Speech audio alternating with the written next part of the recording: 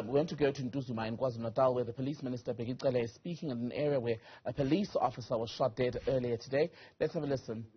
Of eliminating the police. So I think the police should be given the space to do their work.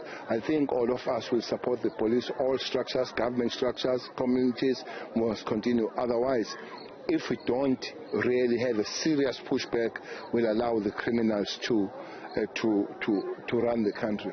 The other thing that problem does look like when we catch them, they have a very big number of the ammunition. Yes, they might have stolen the gun somewhere, but you will have to find out who supplies these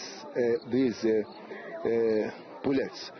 You'll find that some of these bullets are bought by the people that have licenses and all that. I think we need to go back and tighten up in this question of the firearm laws and all that, ammunition and all.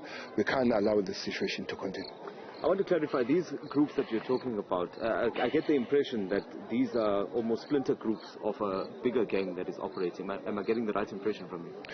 Well, the main person here is a guy called Modis. It might be a splinter group, or it might be a head group that has some is other... Is one of those that were killed? The Montes, yeah, is killed. Modis is one of the top guys. These names you see here is his work.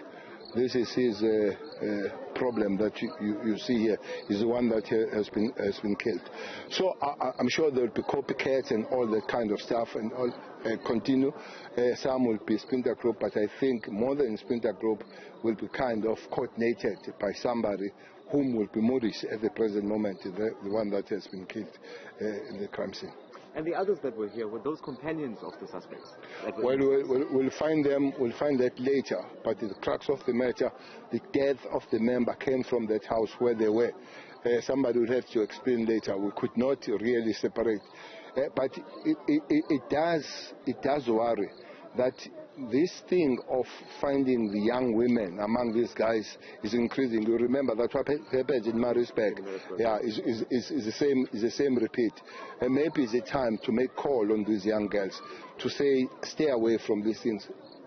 But you find that some of them are not just they're not just innocent victims. They begin to be part of those things. That's what we discovered in one of the scenes, that they were being groomed themselves to be part of this nonsense.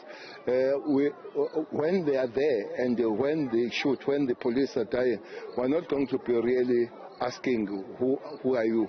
The best thing is we're making a call to all those that are peace-loving and those that don't want crime to stay away from this group. They are known, this group. That's why you can see that there are too many people here, and people, they say these guys have been notorious and all that. So communities must continue to work with us so that we are able to clean this criminality that is trying to take over the life of people. So it sounds to me like there was a war between the CPF members, or the community in general then, and the criminals in this area. Is that what the background is to those murders? The criminals were then trying to eliminate those? Why there should be a war between the CPF members and the criminals? The criminals are attacking the innocent communities. Those members of the community that are trying to be part of the safety of people, peace of people, you can't say it's a war, because there's supposed to be no war. People are just attacked by these criminals. If you say war, it looks like they've got two bad sides. It can't be a war. There are criminals that they want to see blood, they want to see people dying and all that. That's why, as a government, as the South African police, I'm saying to the police, we'll have to go out there and make sure that communities are safe. And the response must be equal to what has happened. You can't just lose the member and be normal and all that on the field of where the fire was exchanged and all that.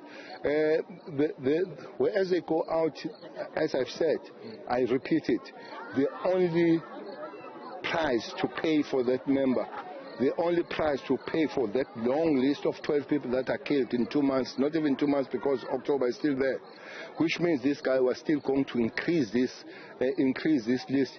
The only price for that is that those that he has been working with, because he has not been working alone, though he has been leading, the price must be the blood. Appreciate your time. Thank you so much. Well, there you have it.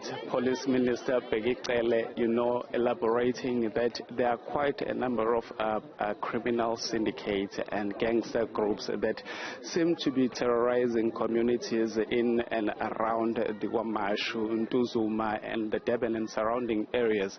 You would know that in this scene alone, at least 2 criminals were shot dead, whilst the member of the National Intervention Unit was also gunned down, with one member, being in a critical state in hospital as we speak.